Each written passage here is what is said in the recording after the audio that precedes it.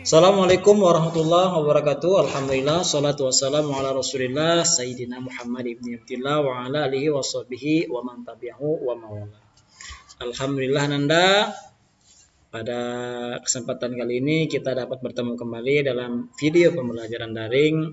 Semoga Ananda dalam keadaan sehat walafiat ya. Jangan lupa untuk selalu menjaga jarak, rajin cuci tangan, dan selalu patuh dan taat kepada perintah Allah, yaitu rajin melaksanakan sholat 5 waktu ya Nanda. Baiklah, pada kesempatan kali ini Bapak akan menyampaikan materi puasa sunnah. Ada puasa wajib dan ada pula puasa sunnah. Puasa yang wajib dilakukan oleh semua umat Islam di dunia ialah puasa pada bulan Ramadan. Puasa sunnah dilaksanakan dengan mengikuti kebiasaan Nabi atau juga dilaksanakan pada hari-hari penting. Macam puasa yang disunahkan untuk menunaikannya sesuai dengan ajaran Rasul antara lain puasa Syawal, puasa hari Arafah, puasa Asyura, puasa hari Senin dan Kamis, dan puasa di pertengahan bulan Qomariyah. Pernahkah kalian melaksanakan puasa sunnah? Puasa adalah menahan diri dari makan dan minum serta yang membatalkan puasa dari terbit fajar hingga matahari terbenam. Selain puasa wajib yaitu puasa pada bulan Ramadan, Rasulullah Shallallahu Alaihi Wasallam mengajarkan kepada kita untuk melaksanakan puasa sunnah. Puasa sunnah agak berbeda dengan puasa wajib. Pada puasa wajib, niat harus dikerjakan pada malam hari. Sedangkan puasa sunnah, niat boleh dikerjakan pada pagi hari selama kita belum makan dan minum sejak terbit fajar.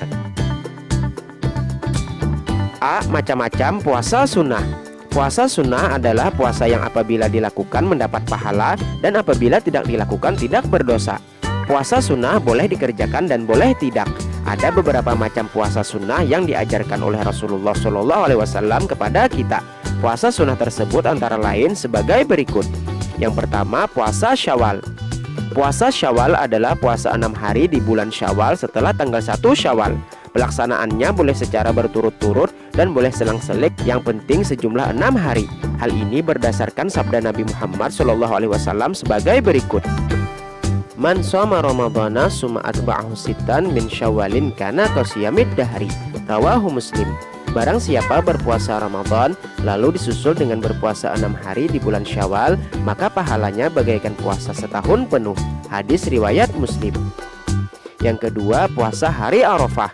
Puasa sunnah hari Arafah adalah puasa sunnah yang pelaksanaannya dilakukan pada tanggal 9 Zulhijjah. Puasa sunnah hari Arafah dapat menghapus dosa selama 2 tahun, yakni setahun yang lalu dan setahun yang akan datang. Puasa hari Arafah tidak disunahkan bagi orang yang sedang melakukan ibadah haji. Rasulullah SAW bersabda, "Siyamu yaumi Arafata ahtasibu 'ala Allah ayyukaffiras sanata allati qablahu wa sanata allati ba'dahu." Rawahu Muslim. Puasa hari Arafah itu dihitung oleh Allah dapat menghapus dosa 1 tahun yang lalu dan 1 tahun yang akan datang. Hadis riwayat Muslim. Yang ketiga, puasa Asyura. Puasa Asyura adalah puasa sunnah pada tanggal 10 Muharram. Pada tanggal 10 Muharram banyak peristiwa sejarah perjuangan para nabi dalam menegakkan agama Allah Subhanahu wa taala di permukaan bumi ini. Peristiwa tersebut diantaranya selamatnya Nabi Nuh alaihissalam dari banjir, tenggelamnya Fir'aun di Laut Merah, terbebasnya Nabi Musa alaihissalam dari kezaliman Fir'aun serta pengikutnya, dan lain-lain. Barang siapa berpuasa Asyura akan dihapus dosanya 1 tahun yang lalu, sebagaimana sabda Rasulullah SAW berikut. Wasiyamu yaumi Asyura'a ahtasibu 'ala Allah ayyukaffiras sanata allati qablahu. Rawahu Muslim.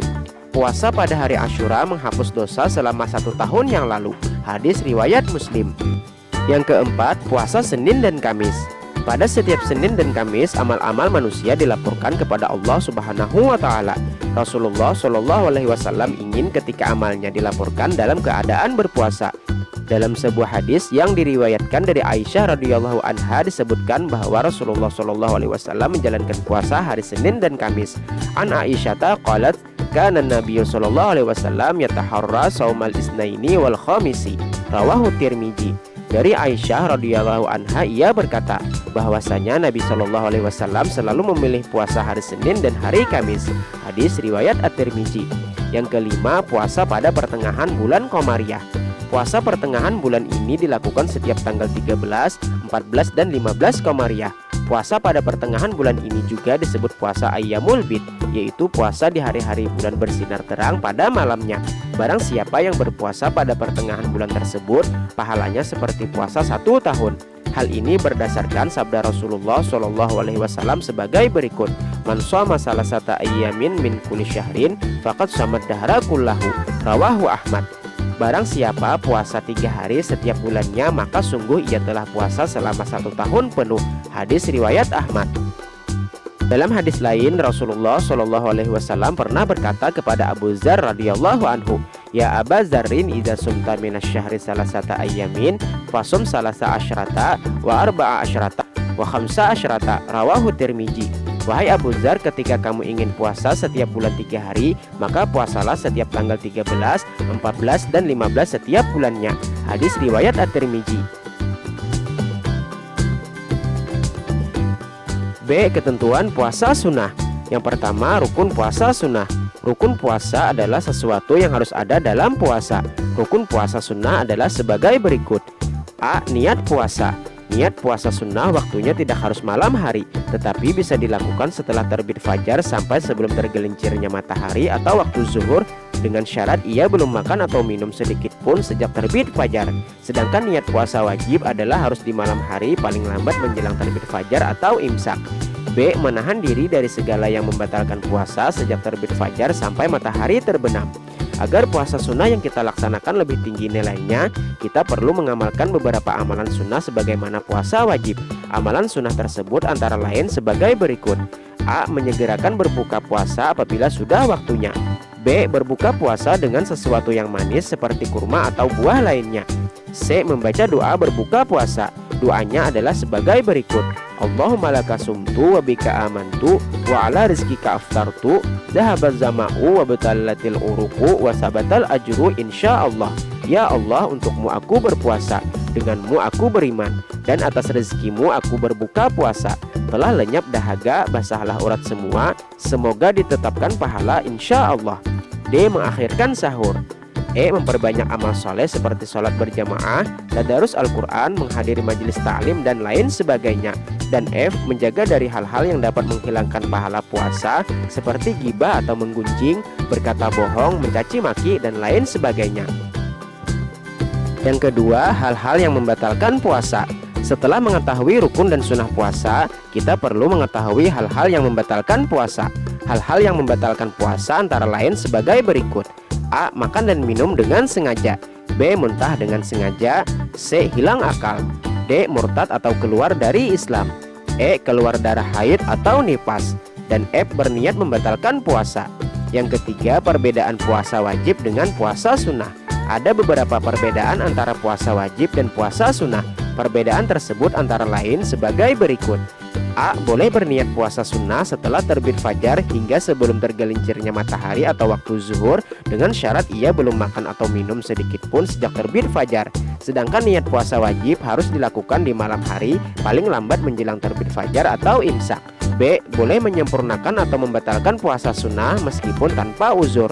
Dua hal tersebut berdasarkan hadis yang diriwayatkan Imam Muslim dari Aisyah radhiyallahu anha. Ia berkata, Dakhala alayyan Nabi sallallahu alaihi wasallam data yaumin faqala hal indakum syai'un faqulna la.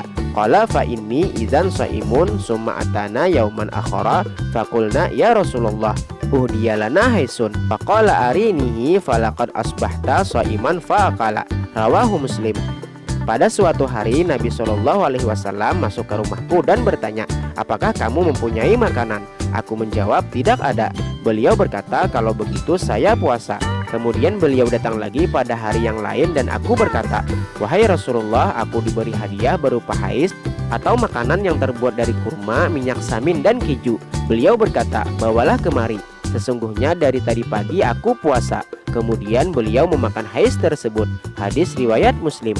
C. Seorang istri tidak boleh berpuasa sunnah sedangkan suaminya bersamanya kecuali dengan seizin suaminya. Mahfuzat. Sumu tasihhu. Berpuasalah kalian maka akan sehat. Demikianlah pembelajaran kita pada hari ini. Semoga Ananda selalu dalam keadaan sehat walafiat dan jangan lupa menjaga kesehatan, rajin cuci tangan dan selalu berbakti kepada kedua orang tua. Jaga akhlak ya, tingkah laku harus selalu baik kepada orang tua, baik kepada adik, baik kepada kakak ya, baik kepada siapapun. Karena kita harus tebarkan kebaikan kepada siapa saja ya. Demikianlah yang dapat Bapak sampaikan. Bapak tutup dengan ucapan wabillahi taufiq wal hidayah. Wassalamualaikum warahmatullahi wabarakatuh.